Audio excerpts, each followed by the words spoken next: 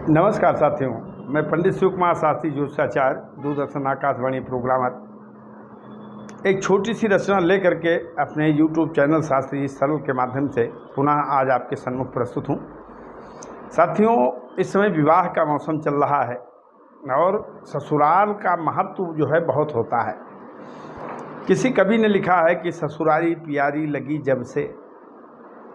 किसी संस्कृत के विद्वान ने लिखा कि जो है हरिश्चेते हिमालय, भगवान विष्णु जो है समुद्र में सोते हैं और जो है भगवान शिव जो है वो कैलाश में सोते हैं, दोनों की ससुराल है। तो ससुराल का बड़ा महत्व है। ससुराल में जो मज़ा है वो कहीं भी नहीं है। मैं अपने इस गीत के माध्यम से सिद्ध करने का प्रयास करता हूँ कि देखिए ससुराल में लोग क्यों बसना चाहते हैं और कैसे बस गए। कहना है कि दुनिया नीरस लागल बा। जब वो नौजवानी की उम्र होती है तो साली और ससुराल का बड़ा महत्व होता है। और हम तो वैदिक आदमी हैं, मैं सांसारिक बात नहीं करूँगा क्योंकि मुझे पावर नहीं है करने का। तो मैं तो वैदिक मर्यादा में बात करूँगा। भगवान भोलेनाथ अपनी साली गंगा को सिर पे बैठाए हुए हैं और ससुराल में ही रह रहे हैं, तो इसलिए कहना पड़ा कि दुनिया नीरस लागल बा और रस रंग उमिरिया में। जब नौजवानी आती है तो संसार नीरस लगता है, ससुराल के अलावा कुछ अच्छा नहीं लगता। दुनिया नीरस लागल बा रस रंग उमिरिया में। अरे कतनो घर छोड़ के आपन बस गईले ससुररिया में। कतनो घर छोड़ के आपन बस गईले ससुररिया में। तो दुनिया नीरस लागल बा रस रंग उमिरिया में। और कतनो घर छोड़ के आपन बस गईले ससुररिया में। मैं आपको वैदिक प्रमाण दूंगा क्योंकि हर गांव में दामाद लोग बसे हुए हैं और ऐसी परंपरा है, बसाई जाती है, ब्राह्मणों को लोग बसाते हैं। लेकिन मैं वैदिक बात करूंगा, सामाजिक बात नहीं करूंगा। अब देखिए, जब समुद्र मंथन हुआ तो 14 रत्न निकले। उसमें हाथ में जो है कलश लेकर के भगवती लक्ष्मी का प्रादुर्भाव हुआ। तो उस समय लक्ष्मी बहुत सुंदर थी। तो उनको जब भगवान विष्णु ने देखा तो भवा समुंदर मंथन वहमा निकरी लक्ष्मी माई। विष्णु भगवान वहां थे। भवा समंदर मंथन वहमा निकरी लक्ष्मी माई। तो बरमाला विष्णु जी के गरवा दीन्हा पहिराई। विष्णु भगवान को देखा लक्ष्मी जी ने। जो है क्षीर सुता कहा जाता है लक्ष्मी को, इसीलिए क्योंकि उनका जन्म जो है समुद्र से हुआ है, क्षीर समुद्र से। तो उन्होंने, लक्ष्मी जी जैसे प्रकट हुई, उन्होंने बरमाला डाल दिया भगवान विष्णु के गले में। तो भवा समंदर मंथन वहमा निकरी लक्ष्मी माई। और बरमाला विष्णु बाबा के गले दीन पहिराई। और जैसे गले में बरमाला डाला लक्ष्मी जी ने, तैसे भगवान विष्णु ने सोच लिया कि क्षीर सागर हमारी ससुराल हो गई, अब यहां से कहीं नहीं जाना है। तो डेरा दीन्हा डारी हरी। अरे डेरा दीन्हा डारी हरी। डेरा दीन्हा डारी मगन हरि सोच लहरिया में। क्षीर सागर में कहा यहीं रहना है पत्नी के साथ। और क्यों? तर्क मन में जब आया भगवान के, तो उन्होंने कहा कि हमारे जैसे तमाम लोग ससुराल में पड़े हुए हैं। डेरा दीन्हा डारी हरी।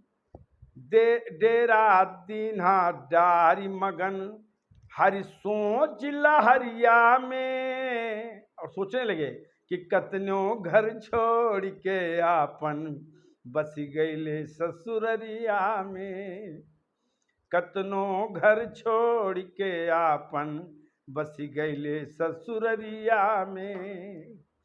अरे दुनिया नीरस लागल बा रस रंग उमिरिया में, और कतनो घर छोड़ के आपन बस गईले ससुररिया में।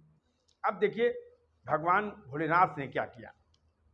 जब उनका विवाह हिमाचल के घर में हुआ, हिमालय पर्वत की बेटी से हुआ, गौरा से, तो उन्होंने भी जो है हिमालय को, कैलाश को अपना अड्डा बना लिया, अपनी ससुराल को अपना अड्डा बना लिया। इसलिए कहना पड़ा कि शीश पे साली जी फुफकारे चरण में गौरा रानी। तो और बड़े घाघ निकले भगवान भोलेनाथ हमारे। उन्होंने साली को सिर पे बैठा लिया, वो पानी मुंह से छोड़ रही हैं, धुदकार रही हैं, धारा धुदकार रही हैं। साली जो है सिर पे बैठी फुफकार रही है कि शीश पे साली जी फुफकारे और चरण पे गौरा रानी, और पाए सुघर ससुरारी हिमालय डोलिगे औघड़ दानी, डोलिगे औघड़ दानी। साली भी मिल गई, घरवाली भी मिल गई, और रमणी पर्वत भी मिल गया। जब देख लिए तो मन डोल गया शंकर जी का। तो धूनी दिहिन रमाए, धूनी दिहिन रमाए ससुर जी के जागिरिया में। कैलाश में धूनी रमा दिया कि अब ससुराल में ही रहना है, अब कहीं नहीं जाना। तो धूनी दिहिन रमाए ससुर जी के जागिरिया में। जब प्रेतों ने कहा कि महाराज कोई क्या कहेगा आपको, भगवान शंकर ने कहा छोड़ो भाई, कतनो घर छोड़ के आपन बस गईले ससुररिया में। क्या तमाम लोग ससुराल में रहते हैं, कोई हम नए नए आदमी थोड़े ना है। दुनिया नीरस लागल बा रस रंग उमिरिया में, और कतनो घर छोड़ के आपन बस गईले ससुररिया में। और कलयुग में कौन कौन ससुराल में बसे, जो ऐतिहासिक हो गया वो सुनिएगा। कि कालिदास भय ज्ञानी ससुरारी माँ धक्का खाइन। विद्योत्मा से कालिदास का विवाह हो गया, राजा का महल मिल गया, और जब अटारी पे अपनी पत्नी के साथ सोने गए तो एक ऊंट चिल्लाया। बस ये ऊंट को अशुद्ध भाषा में बोले, अशुद्ध संस्कृत में बोले, तो विद्योत्मा इनका मारिस धक्का, बस ये अटारी से नीचे गिर पड़े जमीन पर घड़ाम से। लेकिन भगवती काली को इनकी जीभ कट गई, और वो जीभ कट करके भगवती काली को चढ़ गई, तो भगवती काली प्रसन्न हो गई और इनको कवि होने का वरदान दे दिया। आज भी कालिदास का नाम इतिहास में अमर है, वो भी ससुरालय से अमर है। कि कालिदास भय ज्ञानी ससुरारी माँ धक्का खाइन, और बोली खाए के तुलसी बाबा रामायण लिख पाइन। तुलसीदास को भी अगर ससुराल में मेहरिया ने धकियाया न होता, बोली न मारी होती, या सिचर मम दे ये तामे ऐसी प्रीत, अगर ये बोली नहीं मारी होती तुलसीदास की पत्नी ने, तो ससुराल में धक्का नहीं मिलता, तो तुलसीदास रामायण नहीं लिख पाते। इसलिए कहना है कि कालिदास भय ज्ञानी ससुरारी माँ धक्का खाइन, और बोली खाए के तुलसी बाबा रामायण लिख पाइन। इसलिए सरल बह गए कतनो, तमाम लोग ससुराल में बह गए।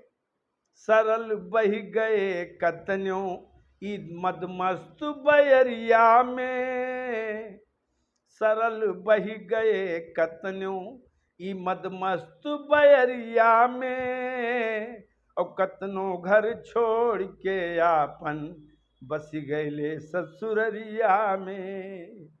कतनो घर छोड़ के आपन बस गईले ससुररिया में। जय जय सीताराम साथियों, हर हर महादेव।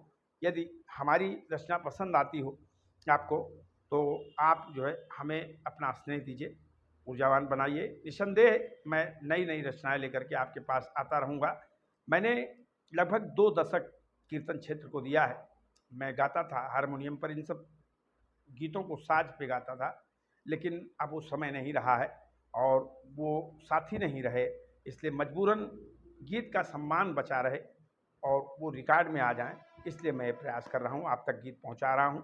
तो अपना स्नेह हमारे चैनल को देते रहिए। जय जय सीताराम, हर हर महादेव।